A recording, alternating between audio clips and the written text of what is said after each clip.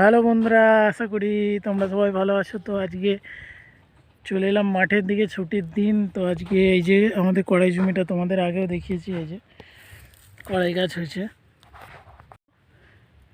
কড়াই গাছ কত হয়েছে, ফাঁকা ফাঁকা হয়েছে যদিও। আর এদিকে দেখো, এই যে এদিকে বেতো শাক হয়েছে, আর এদিকে ভেন্ডি বোনা হয়েছিল, বেতো শাকও ফুটে গেছে।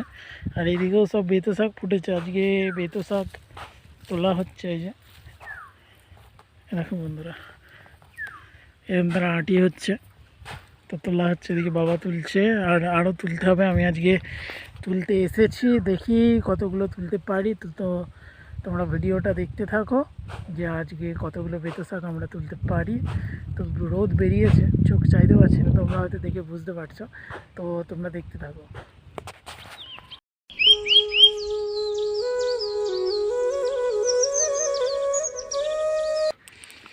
তা এখন সন্ধ্যা হয়ে গেছে, সূর্য ডুবে ডুবে, ওদিকে মা বাবা তুলছে, সকালে তুলে গেছে।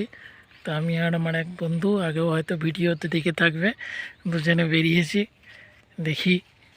আর এইদিকে দেখো, এইদিকে এই যে ভেন্ডি গাছ হয়েছে, এই যে ভেন্ডি গাছ বসানো হয়েছে।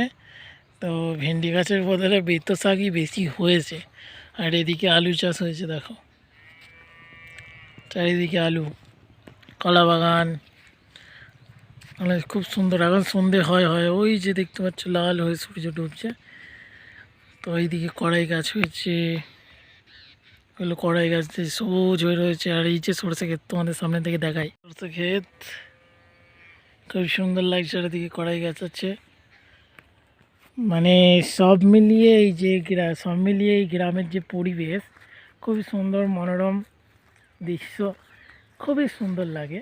তো এই ভিডিওটা এখান পর্যন্তই। যদি তোমাদের ভালো লেগে থাকে অবশ্যই চ্যানেলটা সাবস্ক্রাইব করবে এবং একটা ছোট্ট লাইক করবে।